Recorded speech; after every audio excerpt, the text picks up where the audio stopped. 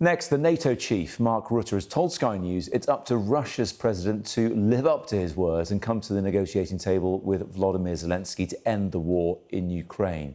He was speaking to our Europe correspondent Siobhan Robbins at the Rheinmetall artillery plant in Germany. Have a listen.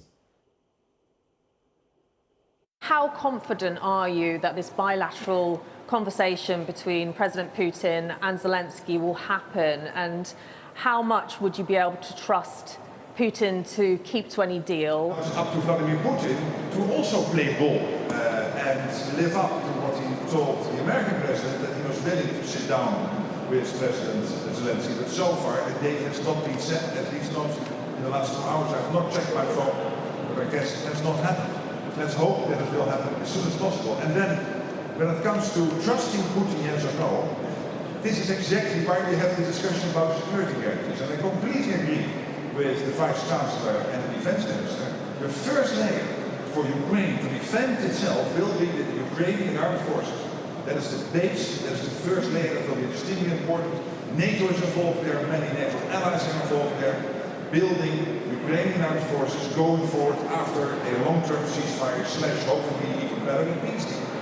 And there will be a second layer, which has to do with these security guarantees. In the US, since 2 weeks ago, the American president telling his European colleagues, the US will be involved. That debate has fully started, as I said, last Monday. It's now running for 9 days. Of course, that is detailed, that is difficult, not in terms of the politics, but in terms of all the military implications, and that's exactly why you cannot solve that in 9 days. It will take some more time. But it will be an important element next to absolutely building Ukrainian armed forces. It was Siobhan asking that question of Mark Rutte, and Siobhan joins me now. Not the best sound on that answer, Siobhan, but we definitely got a flavour of it. Look, Mark Rutte is nothing if not confident, and we've seen how he has tried to get Donald Trump on side more recently, certainly using flattery there.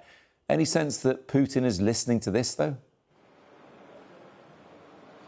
I think that, as you say, that answer was really directed at Europeans and the US. They know that President Putin is really an entity unto himself, and from the conversations that we've been having since the meetings in both Alaska and DC, I think fewer and fewer people in Europe believe that a bilateral meeting is going to happen between President Zelenskyy and President Putin anytime soon. But I think what was clear from Mark Rutte's language were several things. One, that the focus of him as the NATO chief, his NATO allies, the Europeans, the Americans, Ukraine, is that Europe has to rearm. It has to rearm quickly in order to offer itself security going forward, and also to help support Ukraine. And where I am at the moment, this Rheinmetall plant, this is open today. It's the biggest ammunition factory in Europe, and it's specifically been opened as a response to Russian aggression. Now, what they're going to make here are these 155mm shells. They're the ones that Ukraine relies on so heavily. Now, initially, this will be for the German military,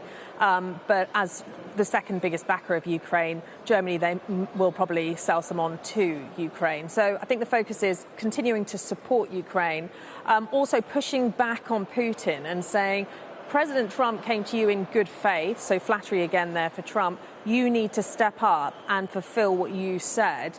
And then underlining a little bit more detail about these security guarantees that we've been talking about so much, saying that the conversations are happening while in the public we might feel like nothing's going on. He said they have been having these high-level meetings. They're important. They're at a military level, but they're also complicated. In his words, this can't happen in 9 days. And the other person I managed to grab a quick question with was Germany's defence chief. As I was saying, Germany, the second biggest supporter of Ukraine, so they're a big deal in this conversation. And I asked him, what would Germany specifically be able to offer to Ukraine? And once again, he was very cautious in his answer. He said to me he learned a long time ago that in negotiations you don't say what's on or off the table before you start those negotiations, and they wouldn't be making the details public. However, they said they were discussing every possibility about what they could give Ukraine to support them in the future, and that no one could doubt Germany's commitment to Ukraine. And I think that's the message coming from here. NATO,